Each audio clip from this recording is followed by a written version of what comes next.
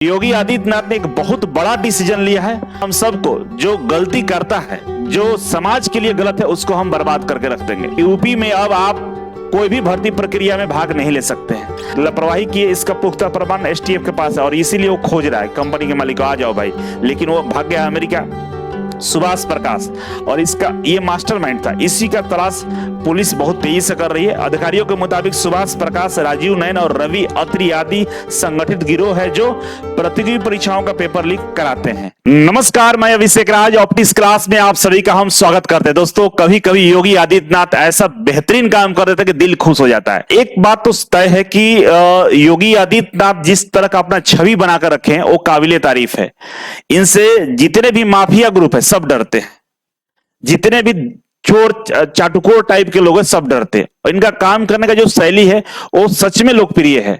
अब बाकी पार्टी का भी बहुत सारा नियम कानून होता है जिसके अंडर में रहकर बहुत सारी चीजें नहीं कर पाते, लेकिन समय समय पर दिखा देते हैं कि हमारे पास ताकत है। जो गलती करता है, जो समाज के लिए गलत है, उसको हम बर्बाद करके रख देंगे। तो योगी आदित्यनाथ ने एक बहुत बड़ा डिसीजन लिया है और इस डिसीजन से युवाओं में एक खुशी की लहर दौड़ गई है। डिसीजन क्या है भाई? कि जो सिपाही भर्ती कराने वाली कंपनी थी उसको ब्लैकलिस्ट कर दिया गया है कि यूपी में अब आप कोई भी भर्ती प्रक्रिया में भाग नहीं ले सकते हैं।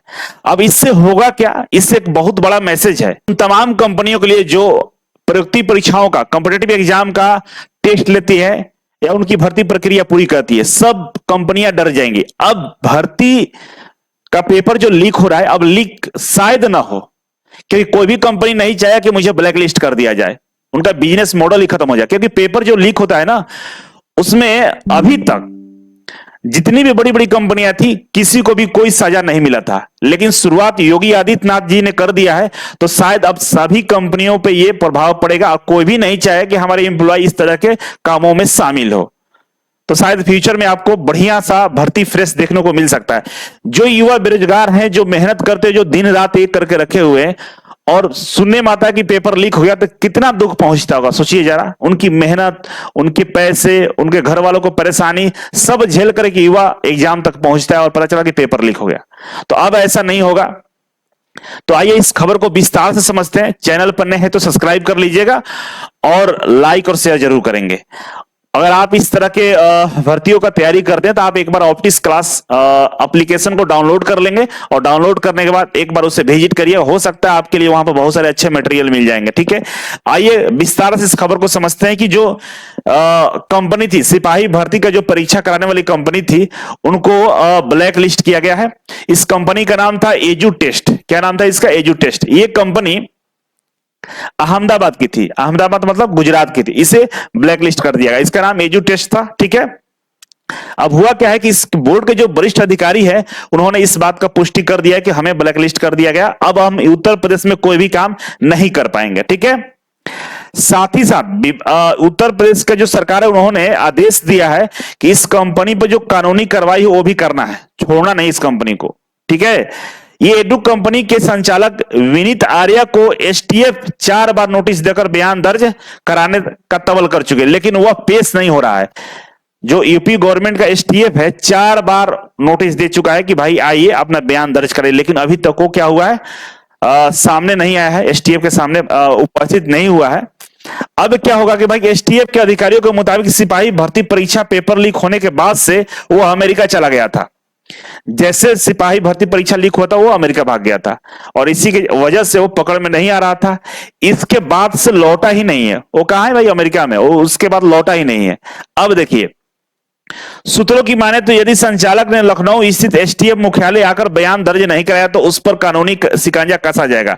अगर वो मुख्यालय नहीं आता, एसटीएफ का मुख्यालय आकर बयान दर्ज नहीं कराता है तो फिर उस पर कानूनी कार्रवाई की जाएगी। दरअसल एसटीएफ को सिपाही भर्ती परीक्षा का पेपर लीक होने के मामले में कंपनी की लापरवाही पुख्ता प्रमाण मिला है। कंपनी लापरवाही की है, इसका पुख्ता प्रमाण एसटीएफ के पास है और इसीलिए वो खोज रहा है कंपनी के मालिक को, आ जाओ भाई। लेकिन वो भाग गया अमेरिका। इसी आधार पर बीते 4 माह से विनीत आर्या को पूछताछ के लिए बुलाया जा रहा है, लेकिन जो विनीत आर्या है वो नहीं आ रहे हैं।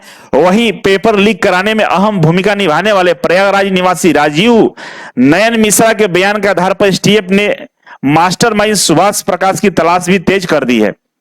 एक और भाई साहब थे जिनका नाम था राजीव नयन मिश्रा। इन्होंने बयान दिया था और उस बयान में एक आदमी का नाम लिया था जिसका नाम था सुभाष प्रकाश। और इसका ये मास्टरमाइंड था, इसी का तलाश पुलिस बहुत तेजी से कर रही है। अधिकारियों के मुताबिक सुभाष प्रकाश, राजीव नयन और रवि अत्री आदि संगठित गिरोह है जो प्रतियोगी परीक्षाओं का पेपर लीक कराते हैं। ठीक है, ये क्यों कराते हैं भाई? क्योंकि इनके पास कैंडिडेट होते हैं, मोटा रकम कैंडिडेट से मिल जाता है और ये एक जो एजू टेस्ट जैसी कंपनियां हैं इनको पैसे खिलाकर पेपर ले लेते हैं। और सोचिए जरा कितना बड़ा धोखा होता है तैयारी करने वाले छात्रों के साथ में। ठीक है, अब एक और कंपनी, ट्रांसपोर्ट कंपनी का नाम आ रहा था लेकिन उसका भूमिका नहीं है ऐसा कहा जा रहा है। ठीक है, तो अब जो ये कंपनी को ब्लैकलिस्ट किया गया है, इसके आधार पे अब जितने भी कंपनियां होंगी जो इस तरह की परीक्षाओं में सम्मिलित होती है वो शायद अब ना कराएं, क्योंकि कंपनी के जो मालिक है ना उनको उनके 4 नोटिस दिया गया, वो अमेरिका भागे हुए आएंगे तो उनका हिसाब तो योगी जी करेंगे ही करेंगे। तो चलिए, खुशखबरी था, आप लोगों को बताना था। चैनल पर नए हैं, सब्सक्राइब और लाइक जरूर करिएगा। मिलते हैं अगले वीडियो में, तब तक के लिए नमस्कार।